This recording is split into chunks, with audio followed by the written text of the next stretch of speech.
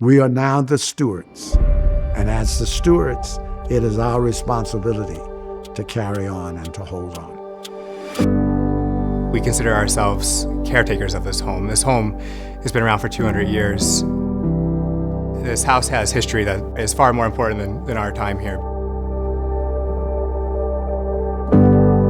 There are strong feelings in this city, and because of that, Charleston has been able to retain what makes her so incredible. One of the things that keeps me going and keeps me really interested in preservation is telling the stories of, the masons, the painters, the enslaved individuals who, can't tell their stories where the records aren't there. What we do, whether it be under the microscope or looking at historic buildings or making recommendations, is keep their stories alive. For me, it's that handprint in that brick. And you put your hand in it and you could feel that craftsperson. It takes a recognition that this inventory is precious. A lot of people think that preservation is sort of a static thing, that, we saved those things, 25, 50 years ago. It doesn't require constant vigilance, but that couldn't be further from the truth. Everything needed to be done. I had to do nearly all of the interior myself. It's a lot of work. Older buildings require more. However, it's a necessary thing. Maintaining a building is critical. Historic Charleston is very helpful in doing that for me and helping find the right people to maintain those structures. Our job at Historic Charleston Foundation is to provide technical advice, help them find funding, look for grants, learn about the history of their house or their property, and help them strategize on how to care for their historic building. Historic Charleston Foundation has always been a huge advocate of invest in your buildings, invest in these people that can help you study your building and really understand it, and then help it be here for generations, for your family, for other people in the future. They provide a philosophy behind protecting those buildings, and they encourage the owners of those buildings to view them not just as a piece of property they own, but a responsibility.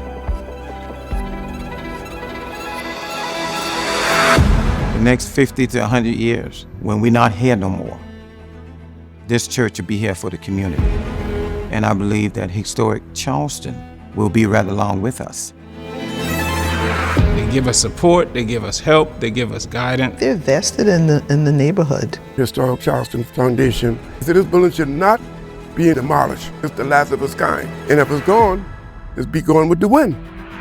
With common cause coming in, we can leave our homes for our children or our grandchildren. That home that has been there for over 100 some years will still be a part of the Charleston community. We were drawn to the culture and drawn to the people here, and people who share those values of wanting to admire the past, take care of these homes. The previous homeowner who donated the easement valued this as well.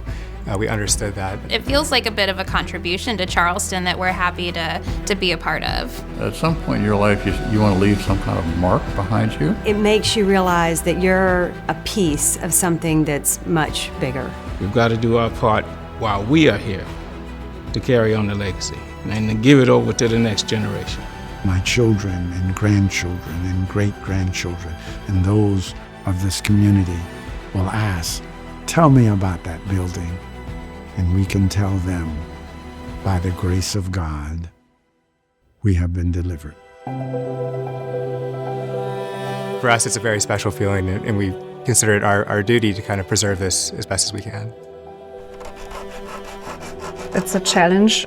How am I going to make this? Because it is actually made of stone, right? When it's on a church, it's a completely different material. Everyone wants to be a strong steward of their historic buildings. Preservation is more boots on the ground, helping individuals with their needs for historic buildings. These dwellings and houses that we get to live our lives in, there's so much soul, they have such history. You get to know the stories, the lives that have been lived in these houses, the work that's been put into them. You get so much back in return.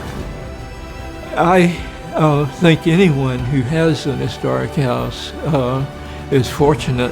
I had this nebulous idea of how I wanted to preserve the house to honor my parents and my family. I didn't know what an easement was.